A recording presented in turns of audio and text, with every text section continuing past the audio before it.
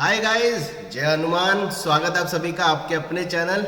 Guys, JEE main 2023 के जनवरी attempt का result declare होने के साथ ही लगातार मेरे पास सुबह से बहुत सारे बच्चों के कॉल आ रहे हैं कि सर हमारा परसेंटाइल ये है, हमें कौन से कॉलेज की कौन सी ब्रांच मिलेंगी, क्या एनआईटी मिल पाएगा, ट्रिपल आईटी मिल पाएगा, और फाइनली हमारी ऑल इंडिया रैंक क्या होने वाली है। तो लगातार मेरे पास मॉर्निंग से ही कॉल आ रहे हैं। तो कुछ इंपॉर्टेंट पॉइंट मैं आपसे डिस्कस करना चाहता हूं। कुछ स्टेट्स के बेसिस पर आपको यह समझाना चाह रहे हैं कि अभी जो जेईई में जनवरी का आपका रिजल्ट एनटीए स्कोर में 7 डेसिमल में परसेंटाइल में आया है, इसके बेसिस पर आप जब आपका अप्रैल का एग्जाम भी हो जाएगा, हायर एग्जाम जो भी आप देंगे, अगर सेकंड एग्जाम भी आप दे रहे हैं तो हायर एनटीए स्कोर के हिसाब से जो आपकी ऑल इंडिया रैंक डिक्लेयर होगी, आप अभी अपनी पर्टिकुलर इस परसेंटाइल पे कैसे उस ऑल इंडिया रैंक का थोड़ा आइडिया लगा सकते हैं, ये मैं कुछ बात आपसे शेयर करना चाह रहा हूं।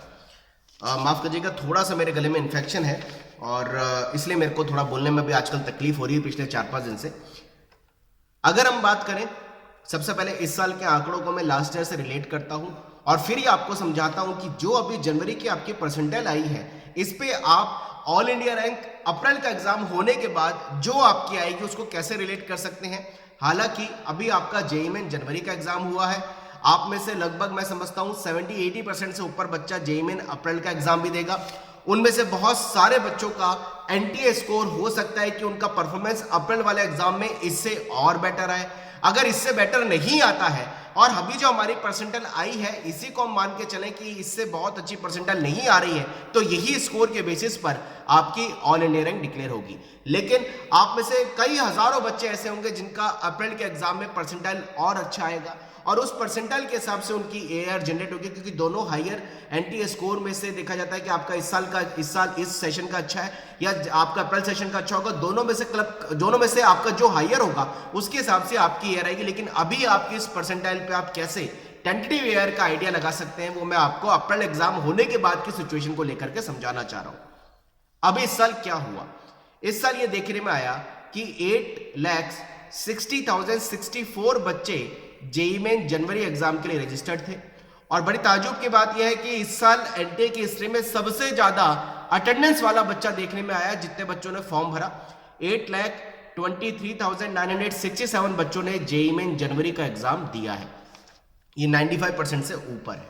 लास्ट ईयर ये हुआ था कि पहला सेशन का एग्जाम जो कि जून में हुआ था, उसके लिए 8,72,970 बच्चे रजिस्टर्ड थे और एग्जाम देने वाले बच्चे केवल 7,69,604 थे। लेकिन पिछले सालों का ट्रेंड देखने को मिलता था कि जितना बच्चा जेईई मेन का फॉर्म भर रहा है उसमें से 88 से 90% बच्चा ये एग्जाम देता था। लेकिन इस बार हुआ क्या, इस बार 95% बच्चा जेईई मेन के पहले अटेम्प्ट में ही बैठ गया। अब अगर हम ये मान के चलें कि लास्ट ईयर जेईई मेन का जो टोटल सेशन 1 और सेशन 2, मैं 2022 की बात कर रहा हूं, उसको बहुत ध्यान से समझना आप। 2022 के अंदर सेशन 1 सेशन 2 मिलाकर के करीबन जो है 10,26,799 बच्चों ने रजिस्ट्रेशन किया और एग्जाम देने वाले बच्चे थे 9,05,590। यानी अगर मैं इस साल भी बात करूं तो अभी जेईई मेन का एग्जाम 8,22,000 बच्चों ने दिया है। एग्जाम का फॉर्म भरा था 8,60,000 बच्चों ने। अगर हम इसको ये मान के चलें कि अभी के हिसाब से मैं बात कर रहा हूं, पहले कि आपकी जो जनवरी की परसेंटाइल आई है, इस पर्टिकुलर परसेंटाइल पे 8,23,967 का मतलब ये हुआ कि हर एक परसेंटाइल पर करीबन 8,300 के आसपास बच्चा जा रहा है। यानी पर परसेंटाइल पर 8,300 के आसपास बच्चा जा रहा है। अगर हम बात करें कि 99 परसेंटाइल जिस बच्चे की अभी आई है, मैं पहले अभी बहुत ध्यान से समझना, 99 percentile as a example quote कर रहा हूं, अभी जिस बच्चे की आई है एक परसेंटाइल पे अगर 8,300 के आसपास बच्चा है तो उसकी अभी जनवरी में जो पोजीशन है वो 8,300 की पोजीशन उसकी बन रही है। यानी जनवरी में जिसकी 98 परसेंटाइल है उसकी करीबन 16,600 की उसकी पोजीशन लगभग बन रही है। मैं इसको पोजीशन बोल रहा हूं, ऑल इंडिया रैंक नहीं बोल रहा, ध्यान से सुनना। अभी मैंने बोला कि जिसकी 99 परसेंटाइल है, जब 8,23,000 बच्चों ने एग्जाम दिया तो उसकी पोजीशन बन रही है 8,300, 98 परसेंटाइल की पोजीशन बन रही है 16,600। लेकिन जो पिछले साल का आंकड़ा हमने देखा कि जेईई मेन में जो यूनिक कैंडिडेट देखने को मिलते हैं वो दूसरे सेशन के अंदर करीबन 1 से 1.5 लाख बच्चा ऐसा होता है जो पहले सेशन के लिए फॉर्म ही नहीं भरता और एग्जाम नहीं देता, वो बाद में यूनिक कैंडिडेट की तरह काउंट होता है जो ऑल इंडिया रैंक के लिए सपोर्टिव माना जाता है और ऑल इंडिया रैंक उस यूनिक कैंडिडेट को कैलकुलेट करके ही निकाली जाती है। लेकिन इस बार काफी चेंजेस है। इस बार 8,22,000 बच्चा पहले ही जनवरी सेशन में एग्जाम में बैठ चुका है। तो मेरा एक्सपीरियंस ये कहता है कि सेशन 2 के लिए जो यूनिक कैंडिडेट जिन्होंने अभी जनवरी के लिए अप्लाई नहीं किया है वो बच्चे अगर फॉर्म भरेंगे वो करीबन 1 लाख बच्चा भी ऐसा मैक्सिममली हो सकता है जिसने जनवरी जेईई मेन के लिए फॉर्म ही नहीं भरा, क्योंकि 8,60,000 बच्चों ने अगर फॉर्म भर रखा है और जेईई मेन अप्रैल वाले सेशन के लिए करीबन 1 लाख ऐसा बच्चा जिसने अभी फॉर्म नहीं भरा वो नया फॉर्म भरेगा न्यू कैंडिडेट की तरह। तो वो अगर 1 लाख जुड़ता है तो 9,60,000 के आसपास बच्चा बहुत आराम से दोनों जेईई मेन के अंदर एग्जाम देने वाला बच्चा, फॉर्म भरने वाला बच्चा हो सकता है और उसमें से भी 9 लाख के आसपास बच्चा बहुत आराम से जेईई मेन का एग्जाम देगा, जो कि अभी 8,22,000 के आसपास जा रहा है। यानी करीबन 78,000 बच्चा भी जेईई मेन अप्रैल का एग्जाम ऐसा यूनिक कैंडिडेट की तरह ऐड होगा जिसने अभी जनवरी का एग्जाम नहीं दिया है। तो अभी जो आपकी जो परसेंटाइल है इस परसेंटाइल में सपोज अभी जैसे मैंने बताया कि 8,23,000 का मतलब हुआ 8,300 की पोजीशन हर एक परसेंटाइल पे वेरी कर रही है। अगर जनवरी के बाद अप्रैल एग्जाम में करीबन 78,000 के आसपास बच्चा बहुत आराम से ऐड ऑन होगा, बल्कि थोड़ा सा और ज्यादा होगा, मैं इसको 90,000 के आसपास बच्चा मान के चल रहा हूं, तो आपको हर अपनी जो परसेंटाइल है उस पे 1000 की बच्चों को जोड़ना होगा और ऑल इंडिया रैंक निकालने के लिए आपको एग्जांपल की तरह समझा रहा हूं कि आपको 1000 रैंक ऊपर लेके चलना होगा। जैसे 99 परसेंटाइल पे अभी 8,200 300 की पोजीशन है, आपको 1000 और ऐड करनी पड़ेगी, यानी आपकी ऑल इंडिया रैंक 99 परसेंटाइल पे जो अभी आपकी जनवरी अटेम्प्ट की बनी है, अभी तो आप वापस अप्रैल का एग्जाम देंगे फिर आपका परसेंटाइल बढ़ेगा। लेकिन मैं अभी इसी परसेंटाइल पे आपकी ईयर निकालने की केवल एक आपको बात समझा रहा हूं ताकि आपको कौन से एनआईटी में कौन सी ब्रांच मिल पाएगी आप इस चीज का आइडिया लगा पाए।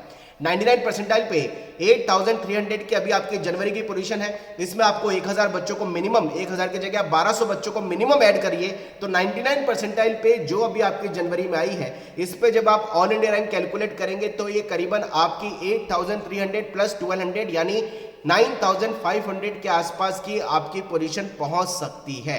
98 परसेंटाइल पे जिस बच्चे की अभी 16,600 के आसपास पोजीशन बन रही है वो करीबन उसमें पर परसेंटाइल का मतलब हुआ 98 का मतलब 2 परसेंटाइल आ गया, तो हमने जोड़ा 1200 प्लस 1200 इसका मतलब हुआ 1400, हमने एआर को जोड़ा और अगर हमारी 16,600 हो रही है तो हमने देखा कि हमारी 20,000 के आसपास की पोजीशन ऑल इंडिया रैंक के हिसाब से इस पहुंच सकती है। तो आपको करीबन अपनी हर एक परसेंटाइल पे करीबन 1200 बच्चों को जोड़ना है। 0.5 परसेंटाइल पे जैसे किसी बच्चे का 97.5 है तो 3 परसेंटाइल पे उसने जोड़ा, लगभग 97.5 का मतलब 2 परसेंटाइल तो उसने जोड़ा 1200 1400, 0.5 पे उसने 600 बच्चों को और जोड़ा, तो 1400 प्लस 600 करीबन वो 1800 की पोजीशन को जंप करके सोचेगा। यानी 97.5 का मतलब 2000 तो उसने 98 परसेंटाइल को जोड़ा और फिर उसको 600 और जोड़ना, 2600 की पोजीशन को वो जोड़ेगा। यानी पर परसेंटाइल पर हर एक परसेंटाइल पर आपको करीबन 1200 बच्चों को जोड़ के ऑल इंडिया रैंक निकालनी है। 0.5 परसेंटाइल पर मैं डिफाइन कर रहा हूं, 0.5 परसेंटाइल पे करीबन आपको 600 बच्चों को जोड़ के ऑल इंडिया रैंक निकालनी है।